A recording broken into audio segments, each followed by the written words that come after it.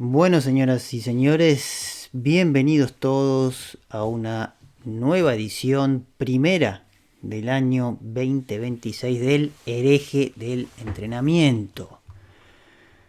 Y en este programa, en esta serie de programas, esta serie de herejías que vamos a comenzar el día de hoy, el hereje que niega, cuestiona o se aparta de los dogmas o de las creencias, en este caso de los dogmas y creencias de la religión de la ciencia deportiva.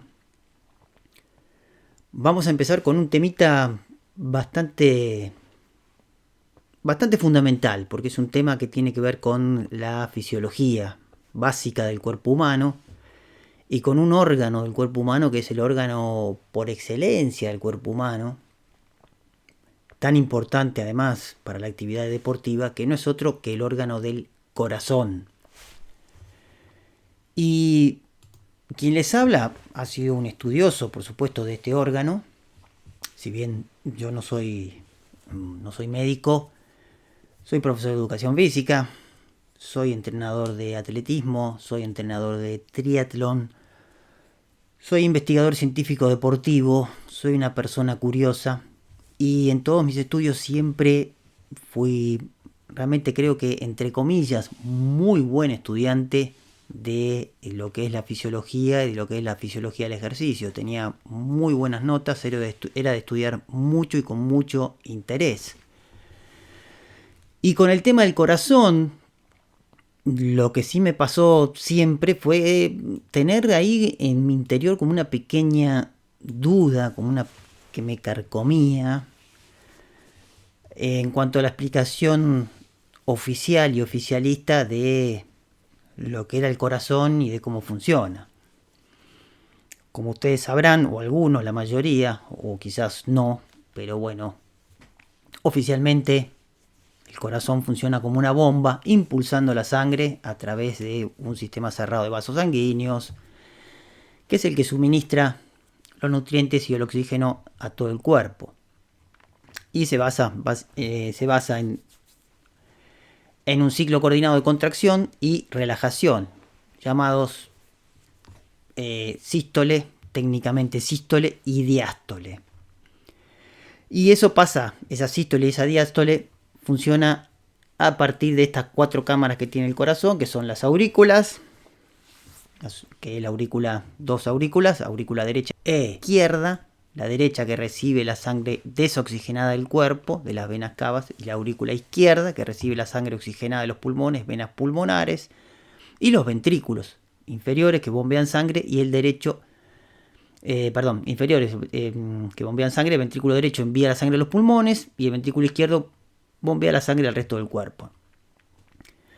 Además tiene válvulas que evitan el retroceso de la sangre, ¿no? Así aprendimos que el corazón era un músculo, que era un músculo muy potente, un músculo capaz de bombear en cada latido y expulsar unos 70 mililitros de sangre, 5 litros por minuto en total, mayormente, ¿no? Y latiendo que late en general unos 60, 70, 80 veces por minuto en reposo. Pero ¿qué pasa? Siempre uno pensaba cómo hace un pequeño corazón, un musculito tan pequeño, algo que es del tamaño de tu puño, como más o menos se solía describir, o para que uno se haga una idea, que pesa unos, no sé, 200 gramos, ¿cuánto pesará? ¿Cómo es que es capaz de enviar toda esa sangre a través de todos esos largos recorridos de venas, arterias, capilares? Que bueno, que puestas una al lado de la otra, según estimaciones, entre comillas, también científicas, alcanzarían aproximadamente 100.000 kilómetros, ¿no? ¿Cómo es que un musculito tan pequeño bombea con tanta fuerza y consigue propulsar 8.000 litros, más o menos 8.000 litros de sangre al día? Claro, después esto se va emparchando, que el corazón, como que el corazón es un músculo diferente porque tiene miocardio, que es un músculo que tiene más rítmico y potente, que envía una presión. Después que la presión esta es escalonada, que las arterias también acumulan presión, que los músculos ayudan, que las válvulas venosas también ayudan a que esto funcione. Y bueno, y también ley de resistencia y de flujo, ciertas regulación nerviosa hormonal, pero bueno, toda una serie de lo que yo veía como parches, para mí que no terminaban de explicar el funcionamiento del corazón, cómo es que este órgano tan mágico, para mí, que ahora lo veo más mágico aún, consigue cumplir con una tarea tan fundamental y tan impresionante en términos de lo que logra, ¿no? de lo que produce. Y bueno, así es que llegué al estudio de esta nueva teoría, porque es también una teoría, no vamos a decir que esto ya está consumado, que es la teoría del corazón helicoidal, que es una perspectiva innovadora en la cardiología que desafía el modelo tradicional de la contracción ventricular. Y que esta teoría propone que el corazón no se contrae de manera lineal, como se pensaba clásicamente, sino siguiendo un patrón helicoidal o en espiral, digamos, para que ustedes se den una idea, similar al movimiento de un sacacorcho. Esta teoría fue desarrollada principalmente por el cardiólogo español Torrent Wasp, quien describió una banda muscular única, denominó banda miocárdica ventricular helicoidal, que se enrolla alrededor de los ventrículos. Para ahondar en esto, yo ahora me tomé el trabajo, bastante trabajo, que bueno, decía que yo con este canal no iba a tomarme ningún trabajo, pero bueno, me lo he tomado. Me he tomado el trabajo y les voy a dejar ahora a continuación un vídeo donde todo este tema está bastante bien explicado. Es un vídeo bastante largo, así que bueno, tenga paciencia y al final del vídeo nos volvemos a encontrar. La comprensión básica del corazón humano ha cambiado poco en más de 300 años. Ahora, nuevos conocimientos sobre su estructura y función cambiarán para siempre nuestra perspectiva sobre él. El corazón helicoidal.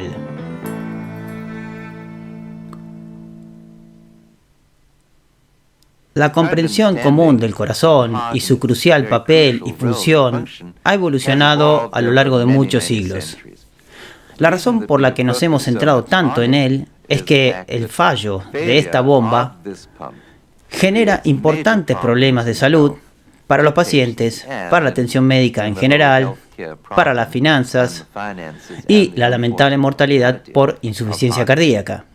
En el siglo III a.C., el médico griego Erasístrato describió el corazón como una bomba que aspira sangre activamente durante la fase de llenado, conocida como diástole, y luego se contrae y expulsa la sangre hacia los tejidos durante la fase de eyección, conocida como sístole.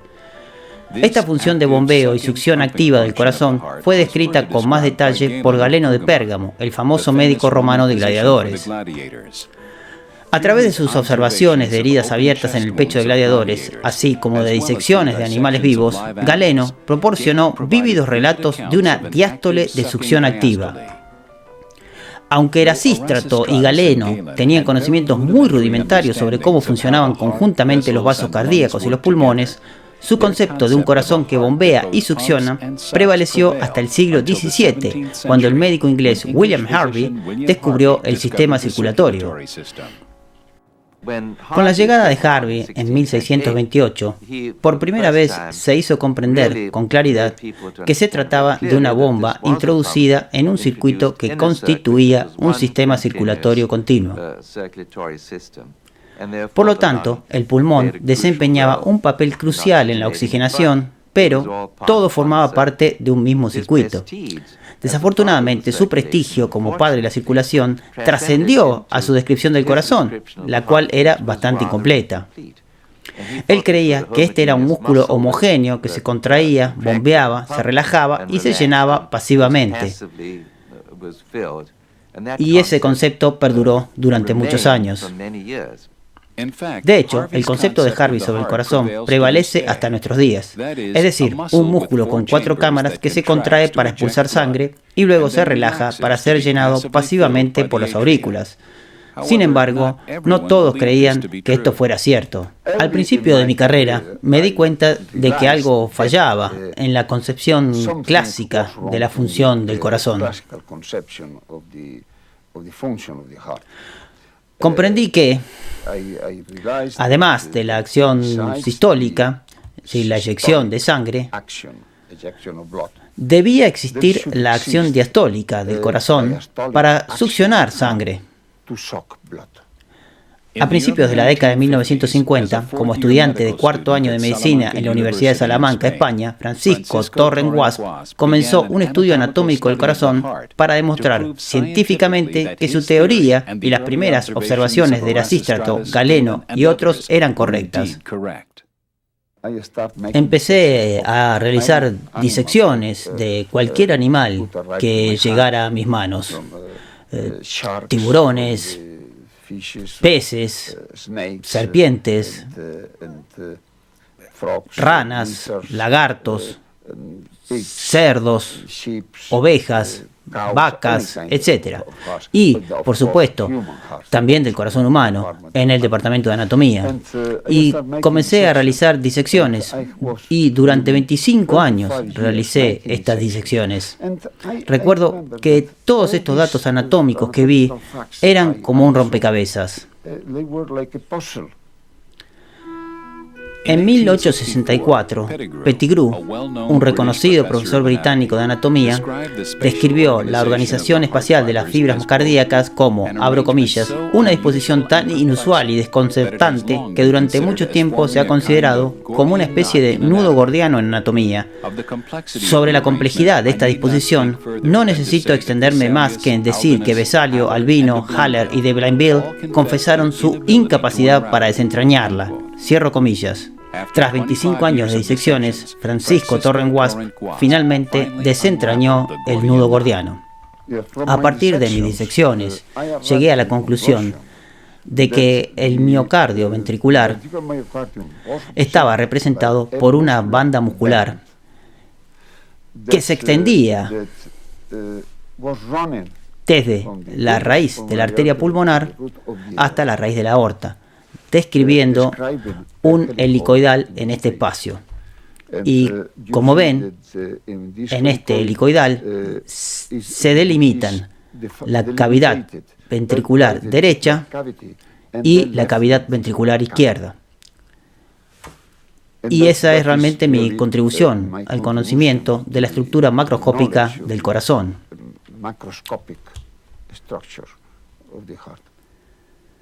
Lo que están a punto de ver es la disección de la banda ventricular miocárdica realizada por Francisco Torren Wasp. Aquí se diseccionará un corazón de vaca. Se ha descubierto que todos los mamíferos y aves tienen una estructura cardíaca similar. Primero, el corazón se hierve en agua para ablandar el tejido conectivo. Luego se extraen las aurículas, la aorta, las arterias pulmonar y coronaria, así como algo de grasa. El primer hecho anatómico que se observa en la disección de la banda miocárdica está representada por el surco interventricular anterior. Este surco está atravesado por fibras aberrantes que provienen de la cara anterior del ventrículo izquierdo hasta la pared libre del ventrículo derecho, lo que, en efecto, mantiene unidos ambos ventrículos. Usando solo los dedos para diseccionar el corazón sin rodeos, siguiendo las direcciones naturales de la fibra, Torren Wasp comienza cortando la aberración de las fibras aberrantes a lo largo del surco, separando la arteria pulmonar de la aorta. De esta manera, se puede abrir la pared libre del ventrículo derecho, revelando la cavidad ventricular derecha. Un segundo hecho anatómico a observar está representado por el límite posterior de la cavidad ventricular derecha, donde se unen la pared libre y el tabique. Aquí comienza un plano de clivaje que debe seguirse hasta la raíz de la aorta. En este punto, se puede observar nuevamente, siguiendo la dirección de las fibras, cómo descienden hacia el surco del ventrículo izquierdo. A continuación, Torren Wasp corta el trígono de las fibras izquierdas y sigue las fibras descendentes, separándolas de las más superficiales. Al girar el corazón y observar el tabique, se puede observar un tercer hecho anatómico. Aquí se pueden ver dos capas de fibras. Una discurre casi verticalmente hasta la aorta, mientras que estas fibras se cruzan casi horizontalmente. De esta manera se define un plano de clivaje entre las dos capas. Torren-Wasp continúa la disección siguiendo el plano de clivaje que separa las dos capas. Luego, al cortar el trígono derecho, logra liberar la aorta y desenredar la banda miocárdica. La banda miocárdica ventricular, que va desde la raíz de la arteria pulmonar hasta la raíz de la aorta, es una banda muscular singular que se retuerce y forma bucles como una cuerda, formando una estructura helicoidal que forma las cavidades izquierda y derecha de los ventrículos. Descubrí la banda ventricular cuando visité Barcelona hace aproximadamente un año y medio y fui a hablar con unos colegas sobre una nueva operación que estaban realizando para la insuficiencia cardíaca y sugirieron que había alguien en Barcelona que había diseccionado el corazón y tenía algunas ideas sobre la anatomía cardíaca. Yo nunca había oído hablar del Dr. Francisco Torren-Wasp. Nos conocimos. Lo primero que me dijo fue que mi concepto de cómo se formaba el corazón no era preciso. Y luego me dijo que la forma en la que el corazón conduce la sangre, según yo entendía, probablemente no era exacta. De hecho, el corazón es una cuerda. Creo haber oído algo así y dije, es realmente asombroso, no puedo creerlo. Pero luego nos mostró exactamente cómo se formaba el corazón y lo simplificó al máximo. Y dije, es realmente asombroso, porque diseccionó segmentos de corazón y nos demostró que su concepto de una cuerda era muy apropiado. La banda ventricular, según la describió Torren-Wasp, se divide en dos asas por un pliegue en su centro. El asa basal o externa y el asa apical, que forma el vértice del corazón. El segmento derecho del asa basal, que va desde la arteria pulmonar hasta el surco interventricular posterior, constituye la pared libre del ventrículo derecho. El segmento izquierdo del asa basal, que termina cerca de la aorta, pertenece a la pared libre izquierda. En este punto, la banda se pliega hacia el surco del ventrículo izquierdo. Esto marca el inicio del asa apical, que consta de un segmento descendente y un segmento ascendente, separados por el músculo papilar anterior. El tabique cardíaco se forma por el cruce de los segmentos descendente y ascendente que observamos en la disección. Los dos segmentos apicales forman un bucle helicoidal, formando el vértice del corazón, que se revela como perteneciente al ventrículo izquierdo. Cuando observé el corazón por primera vez, vi un asa basal circunferencial y luego una rama descendente y una ascendente que se curvaban una alrededor de la otra y formaban una hélice y un vórtice en la punta del ventrículo.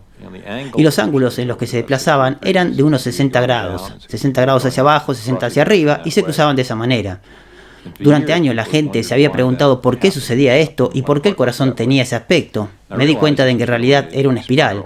Y empecé a pensar en las espirales, y empecé a comprender que las espirales son casi el plan maestro de la naturaleza en términos de estructura y ritmo. Y si empiezas a observar las espirales, si simplemente observas una espiral y tomas el centro de la espiral hacia arriba, formarás una hélice. Por supuesto, el corazón es una hélice.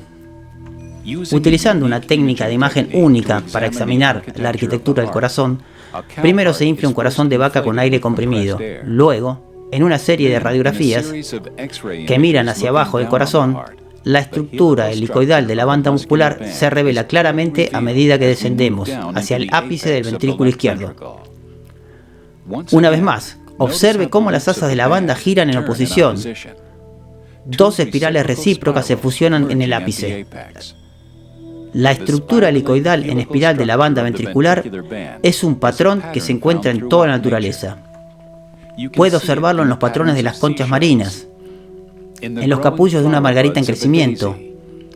El cuerno de un carnero obtiene su fuerza de las espirales dentro de las espirales de su arquitectura. La espiral es una formación común en todas las escalas de la naturaleza, desde la molécula de ADN hasta sistemas meteorológicos globales en toda su extensión hasta las estrellas. Se observa esta correlación entre la formación de una espiral en la naturaleza, común en plantas, conchas, peces, el cielo, en todas las diferentes áreas. y el corazón parece ser una parte de esa espiral. Así que el diseño del ventrículo parece ser natural. No difiere de muchas otras espirales de la naturaleza, solo que lo acabamos de descubrir. Con el descubrimiento de la banda ventricular, Torren Wasp solo había resuelto una pieza del rompecabezas. El funcionamiento de la banda era lo siguiente.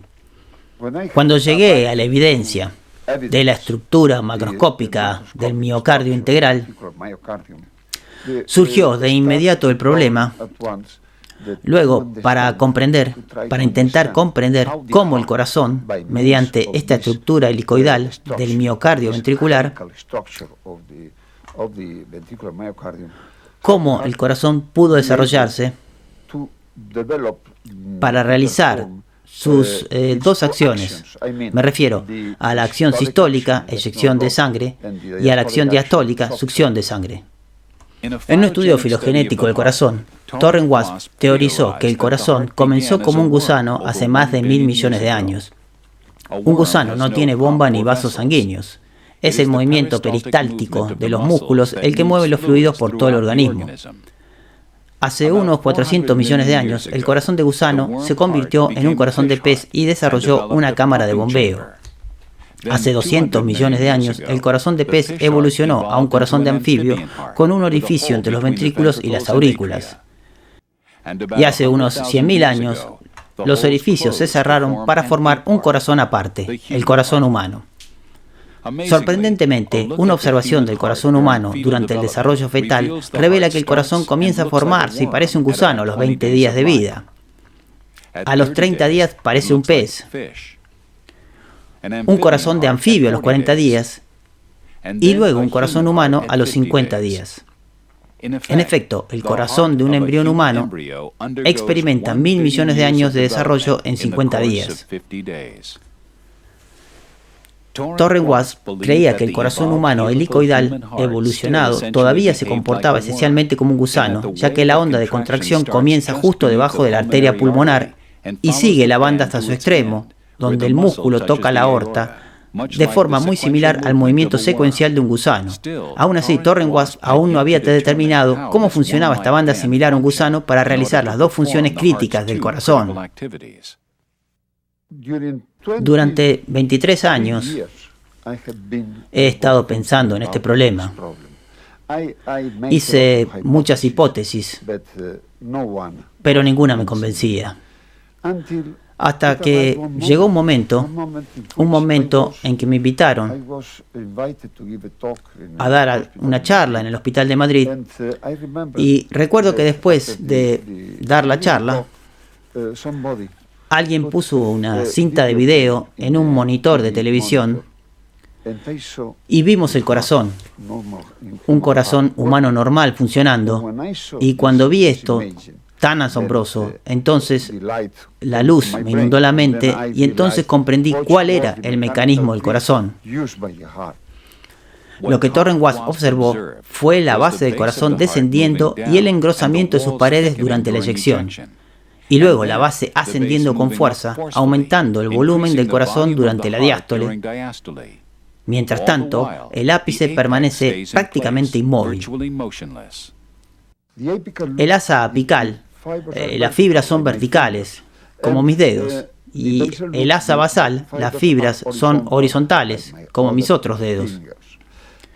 Y me di cuenta de que los movimientos del corazón son los siguientes.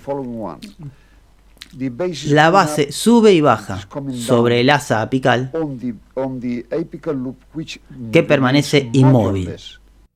Como un pistón y un cilindro, la fuerte disminución del volumen impulsa la sangre hacia afuera, y el fuerte aumento del volumen crea un vacío potencial que la succiona.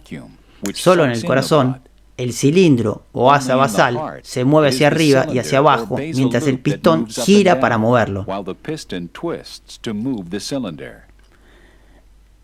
El mecanismo al que se refiere Torren Wasp ocurre en la contracción del asa apical.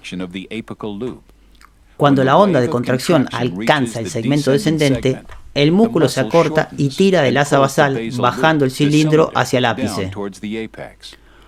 Cuando la contracción continúa en el segmento descendente relajado, las fibras se tensan y giran recíprocamente para empujar el asa basal hacia arriba.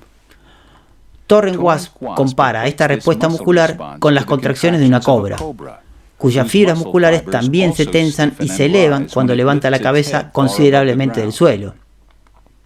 Después de casi 50 años, el concepto revolucionario y evolutivo del corazón de Torren-Wasp estaba casi completo cuando se empleó una nueva técnica de imagen nuclear para observar las contracciones del corazón.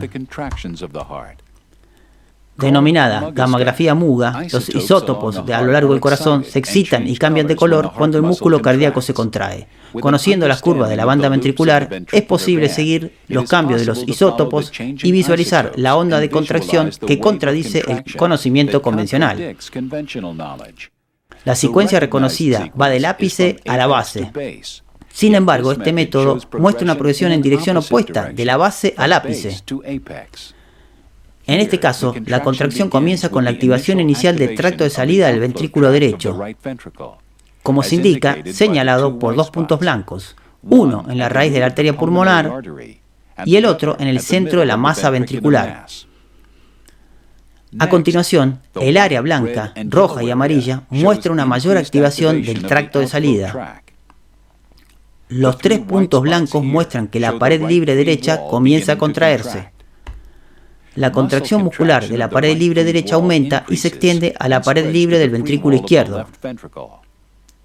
Ahora, ambas paredes libres de los ventrículos que componen el asa basal están completamente contraídas.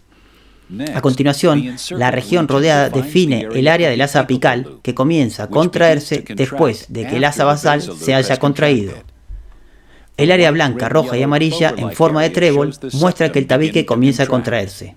Pronto, toda la región apical rodeada desarrolla contracción. El área azul indica contracción reducida y, finalmente, todo el miocardio ventricular está en reposo. Una vez más, observen la onda de contracción a medida que se mueve a través de la banda, tal como lo teorizó Torren-Wasp. Muchos la llaman la danza cardíaca, los ritmos pulsantes y sinuosos del corazón humano en movimiento. Ahora, por primera vez en la historia, puede entenderse cómo este movimiento secuencial de la banda muscular, que comienza justo debajo de la arteria pulmonar y termina donde la banda toca la aorta. El corazón es realmente un tubo y, de hecho, permanece como un gusano en el sentido de que el impulso tiene que ir de un punto a otro. Así que si se comienza con la arteria pulmonar en un lado y se recorre este tubo longitudinal que nos mostró el Dr. Torren-Wasp, se debe salir con la aorta en el otro lado. Una vez que vimos eso, nos dimos cuenta de que ahora debemos explicarlo en términos de lo que entendemos sobre el funcionamiento del corazón. El problema que surgió inicialmente al analizar el concepto de Torren-Wasp de la banda, siendo el corazón una banda, es que tendría sentido que una vez desplegado, al desplegar el corazón de esta manera, queda claro que la primera parte del corazón está aquí, en el tracto de salida pulmonar, y luego se contrae alrededor de la porción apical, la porción septal ventricular y luego el tracto de salida del ventrículo izquierdo, pero no es así como se activa. En otras palabras, no se estimula eléctricamente primero y luego el impulso eléctrico fluye así. Creo que era lo que él pensaba al principio. El impulso eléctrico del corazón se origina en células especializadas llamadas nódulos sinusal, ubicadas en la aurícula derecha. El impulso se propaga a través de las aurículas y provoca su contracción. Un bloqueo de la conducción entre las aurículas y los ventrículos impide que el impulso viaje directamente a los ventrículos, excepto en un punto del nódulo aurículo-ventricular ubicado en el centro del corazón. Tras un breve retraso, se produce una explosión de actividad eléctrica desde el nódulo aurículo-ventricular a través de un sistema de conducción especializado que satura el interior de los ventrículos con actividad eléctrica. A partir de este momento, la actividad eléctrica se propaga desde el interior del corazón al exterior del corazón a través de las células musculares. Examinando datos electrofisiológicos y funcionales, el Dr. Cox y su grupo calcularon la distribución del impulso a lo largo de la banda ventricular. Así que si se traza con mucho cuidado cómo los impulsos eléctricos llegan al músculo cardíaco mediante el sistema de conducción especializado, y se correlaciona esto con la velocidad de conducción en las zonas delgadas y gruesas del corazón, se obtiene una secuencia de activación que imita con precisión tal como se podría haber predicho o esperado. Y, como saben, tiene que ser así. O sea, no lo hicimos así. Se ha desarrollado así y solo teníamos que averiguarlo y simplemente no lo habíamos descubierto antes. Con las piezas más importantes del rompecabezas resueltas, ahora se podría construir un modelo de la mecánica de la banda ventricular miocárdica de Thorne-Wasp. La entrega de impulsos eléctricos a través del sistema de conducción especializado del corazón da lugar a una onda de contracciones que sigue la trayectoria de la banda ventricular, desde la arteria pulmonar hasta la aorta. La contracción activa disminuye a lo largo de la banda a medida que la onda progresa. La activación secuencial del modelo produce 4 fases de contracción que definen el estrechamiento, acortamiento, alargamiento y ensanchamiento de los ventrículos. Cuando el asa basal se contrae o estrecha los ventrículos para comprimir el músculo subyacente. La secuencia comienza con el segmento derecho y luego pasa al segmento izquierdo para provocar una contracción en sentido horario antes de iniciar el acortamiento ventricular. La contracción del segmento descendente del asa apical acorta el ventrículo. La adherencia del asa apical al asa basal rígida tira de la capa externa rígida hacia el ápice. La conexión fibrosa de los grandes vasos desciende con el asa basal. La formación en espiral del asa apical produce un efecto de torsión que provoca una rotación del corazón en sentido antihorario, incluyendo el ápice, que permanece en una posición fija. El acortamiento y la torsión del asa apical comprime la cavidad ventricular para aumentar la presión y abre la válvula aórtica para expulsar sangre al cuerpo. El curso helicoidal de la contracción continúa con un vórtice o figura de 8 alrededor del ápice. La contracción del segmento ascendente retuerce sus fibras, lo que resulta en una rotación del corazón en el sentido de las agujas del reloj. Esta torsión del asa apical en el sentido de las agujas del reloj produce un vacío potencial y comienza a alargar el ventrículo, empujando el asa basal hacia arriba. El desenrollado abre la válvula aurículo-ventricular para que la sangre auricular sea succionada activamente hacia el ventrículo. Esto provoca el ensanchamiento de la cavidad, ya que se produce entre el 50 y el 60% del llenado efectivo a medida que el segmento apical ascendente asciende. Un ensanchamiento adicional se produce durante la relajación de toda la banda muscular. El tamaño diastólico completo sigue al llenado auricular justo antes de que comience la siguiente contracción. En el pasado nos han enseñado que el corazón se contrae y dilata, y lo habíamos aprendido de William Harvey. Resulta que la forma en espiral del corazón hace que éste gire y se desenrosque.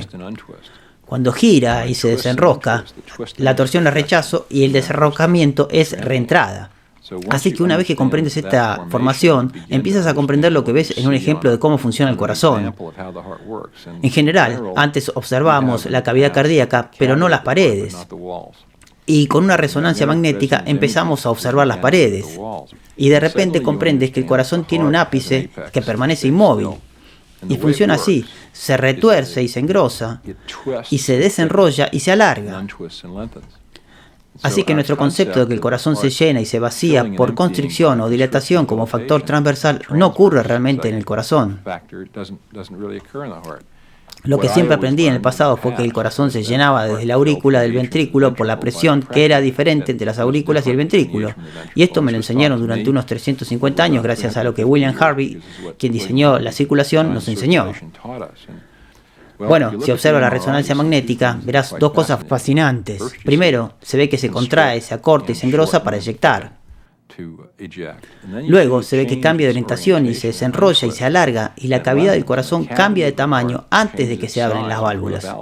Y debido a ese cambio en el tamaño de la cavidad en comparación con la sangre que contiene, es decir, la sangre es la misma, se crea succión. Y con esta succión se puede observar en la resonancia magnética cómo la sangre es succionada hacia el ventrículo. Y se puede ver que el 90% del llenado ocurre durante esa fase inicial, aunque la diferencia de presión es mínima. No es un fenómeno de presión, sino de succión. Así que al comprender la naturaleza de cómo el asa se retuerce y se desenrolla, se comprenden dos cosas. Lo primero es cómo el corazón expulsa y se llena por succión, y lo segundo es que si esa anatomía ha cambiado, como también podemos ver en la resonancia magnética, donde el ventrículo se vuelve esférico, se pierde la capacidad de girar y expulsar, de desenrollarse y succionar. Por lo tanto, el paciente con insuficiencia cardíaca no puede torcer bien y, por lo tanto, no puede aumentar el gasto cardíaco para poder trabajar y se cansa con frecuencia. Y lo que es más importante, no puede desenroscarse para succionar sangre. Si no se desenrosca para recuperar la sangre, solo puede llenarse por presión. Y eso es exactamente lo que Harvey dijo que hacía. Pero eso solo lo hace cuando falla su mecanismo predominante. Cuando se llena por presión, la presión en el corazón aumenta, la presión en los pulmones aumenta, el paciente sufre congestión pulmonar o los pulmones se llenan de líquido y no puede respirar. Y los síntomas están relacionados con la incapacidad del corazón para realizar su rotación y desenroscado normal, que las espirales nos permiten ver. Al estudiar y comparar la estructura y la forma de corazones sanos y enfermos, nos dimos cuenta de que el corazón enfermo representaba una estructura románica. De hecho, si observamos algunas estructuras típicamente románicas, como el magnífico acueducto de Segovia, vigente desde el año 10 después de Cristo y en perfecta armonía hasta nuestros días, observamos que tiene una base muy sólida, ya que todas las piedras del arco contribuyen por igual y tienen fuerzas que se convierten en el centro, proporcionando una estructura muy sólida. Pero, por desgracia, no se pueden permitir grandes alturas ni grandes anchuras, algo que el arte gótico y la catedral gótica aportaron de forma brillante. Y en Notre Dame, por ejemplo, vemos esa notable y enorme estructura con hermosos techos abovedados, lo cual se sostiene hasta el día de hoy gracias al ingenioso hecho de que todos los vectores de fuerza en este tipo de arte se transmiten hacia el exterior, de modo que se pueden colocar soportes externos en forma de arbotantes que mantienen una estructura notablemente alta y majestuosa. Lo más interesante es que el corazón gótico, en realidad representa y se puede comprender muy bien observando el modelo de corazón normal del Dr. Torren Wasp de la banda, ¿no? Si lo vemos, vemos muy interesante imagen de que, de hecho, tenemos esta estructura gótica sostenida externamente por el asa basal, y esta estructura gótica de fibras que se enroscan desde afuera hacia adentro proporciona la notable resiliencia y fuerza de esa pared, así como la capacidad de torcerse y expulsar la sangre con una fuerza y velocidad extraordinarias, que son, de hecho, las características distintivas de un corazón sano. Sin embargo, cuando el corazón enferma, la estructura gótica se vuelve románica o redondeada y pierde su capacidad de bombear eficientemente. Los vectores de fuerza ya no se centran en el contrafuerte, el asa basal, sino que se expanden hacia afuera. La orientación de la fibra donde se cruza el asa apical cambia de 60 grados a algo más horizontal, disminuyendo la capacidad del corazón para girar y desenroscarse eficazmente. Al observar el corazón, según entendí, el corazón gira y se engrosa. Este es un corazón normal y tiene un vértice. Y ese vértice es la parte normal del corazón, se gira y se engrosa. El corazón con insuficiencia cardíaca se convierte en una esfera como una pelota de baloncesto y no funciona bien como una pelota de baloncesto, no puede realizar sus actividades normales, así que en ciertos sentidos un corazón normal parece un balón de fútbol americano y, por supuesto, puede lanzar un pase en espiral, puede llegar al receptor, y el corazón anormal parece una pelota de baloncesto, es circular, y en cierto sentido un mariscal de campo de secundaria puede lanzar un pase de 50 yardas muy bien e incluso mejor que Magic Johnson, quien puede lanzar una pelota de baloncesto, porque el problema no es el jugador, sino el balón. Y así, al tratar la insuficiencia cardíaca, nuestro propósito en la insuficiencia cardíaca es simplemente convertir la pelota de baloncesto en un balón de fútbol americano. Varias afecciones provocan la dilatación del corazón. En los procedimientos quirúrgicos que ahora realizan el Dr. Buckenberg y otros, el ventrículo izquierdo de un corazón dilatado se restaura a su forma elíptica natural. Aunque se utilizan diferentes técnicas, el objetivo de cada una es devolver al corazón su forma natural y restaurar la orientación de las fibras, los ángulos de 60 grados, para que el corazón pueda bombear y succionar con mayor eficiencia. Estos procedimientos proporcionan una solución quirúrgica que hace que este corazón esférico sea más elíptico y restaura la formación cardíaca helicoidal. Creo que este concepto de la anatomía normal del corazón y cómo la patología altera esta normalidad nos permite intentar volver a la normalidad. Si esto es correcto, creo que la información que nos proporcionó el Dr. Torren Wasp nos permite comenzar a tratar la insuficiencia cardíaca de una manera puramente geométrica, restaurando la forma natural, la espiral. Y creo que hasta ahora hemos estado en lo cierto. Y creo que vamos por buen camino. Y si vamos por buen camino, esta información nos ayudará a abordar el mayor riesgo para la salud del mundo, la insuficiencia cardíaca. Creo que la importancia de esta teoría y estos hallazgos, en términos de investigación, tratamiento, etc., en el futuro, probablemente no se conoce realmente en la actualidad. Es un cambio drástico en la comprensión de la fisiología del corazón, tanto en la electrofisiología como en la fisiología funcional, que casi podríamos retroceder y empezar a repetir los experimentos de los últimos 50 años con este nuevo conocimiento y ver cómo interpretamos algunos de ellos. La clara demostración de la existencia de esta banda miocárdica y cómo permite que la estructura del corazón se configure de una manera tan especial, sin duda tendrá una importancia capital y sin duda sería equivalente, aunque de hecho superaría con creces al descubrimiento del sistema circulatorio por Harvey. Digo esto sin negar la importancia histórica de Harvey, sino principalmente porque ha habido un largo periodo en el que no se han producido avances significativos en la comprensión de la función cardíaca, lo que podría traducirse en cambios importantes en los paradigmas terapéuticos, tanto en cirugía como en nuestra medicina. Y creo que esta banda realmente cumplirá con ese objetivo, además de abrir una serie de preguntas importantes que deberían impulsar la investigación básica de gran importancia.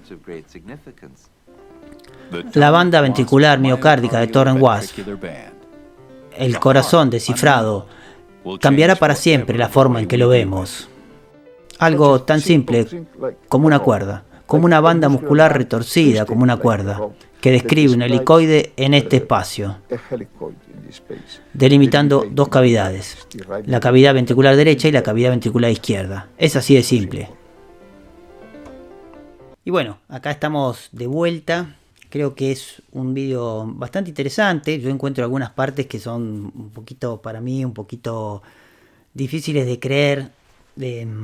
Pero bueno, son mis creencias, ¿no? Yo no tengo una creencia demasiado evolutiva. Cuando hace el parangón con el desarrollo del corazón y el desarrollo del corazón de un gusano que se convirtió en el corazón de un pez y desarrolló la cámara de bombeo, ¿no? Hablando de algo que sucedió hace 400 millones de años, me parece un poco... Son cosas que me parecen difíciles para mí muy difíciles de tragar y que después 200 millones de años el corazón del pez evolucionó a un corazón de anfibio y todo lo que es la evolución para mí es algo demasiado traído de los pelos o tirado de los pelos, como se dice. Y bueno, después sorprendentemente el corazón del humano hace todo ese desarrollo en 50 días, ¿no? Yo que soy creyente, parece que un Dios lo podría haber hecho por supuesto, en los 7 días que hizo el universo podría haberse hecho todo esto y no demorarse tanto. Pero bueno, muchas cosas que quedan también por explicar o por profundizar o por complementar, ¿no? Que son también estas teorías de el tema de las neuronas en el corazón. El corazón posee un sistema nervioso, se ha descubierto que posee un sistema nervioso intrínseco que tiene aproximadamente, no sé, 40.000 neuronas, no sé cómo las habrán contado, pero bueno. Y que funciona de manera independiente, esta especie de cerebro funciona de manera independiente al cerebro craneal para regular los latidos, sintiendo, aprendiendo y enviando información, ¿no? También además genera un campo electromagnético que influye en las emociones y en las decisiones. Entonces, bueno, el corazón, ¿no? Todo esto que se decía cuando éramos jóvenes, lo que decían las abuelas, ¿no? Tengo una corazonada, que estaría, digamos, hoy o se podría llegar a comprobar esto o corroborar esto de manera científica. También el tema de los biocampos, que es otro tema interesante para estudiar, en el tema de los biocampos y los campos magnéticos y biocampos, el de los vórtices, el vórtice, por qué se forma un vórtice de sangre en el corazón, ¿no? Ahí podemos profundizar en las ideas de uno de de un compatriota mío que fue Schauberger, que tenía la visión del agua como un organismo vivo y que había observado que el agua fluye en espirales y vórtices, que son patrones también que maximizan la eficiencia energética y la vitalidad y la velocidad también. Fíjense que el movimiento de un tornado, por ejemplo, y que estas espirales naturales crean una estructura energética que sustentaría la capacidad del agua potenciaría la capacidad del agua para estructurar la vida. Son muchos temas que quedan por tocar, creo que es algo muy interesante, pero básicamente a lo que viene esto es a abrirse nuevamente a la maravilla y a la sorpresa y a la ignorancia que tenemos con respecto a tantas cosas que nos han dado por sabidas, que nos han dado ya por sabidas y por terminadas. Bueno, gente, esto fue todo entonces, no quiero extenderme mucho más. Saludos para todos y nos vemos en la próxima emisión. Chao.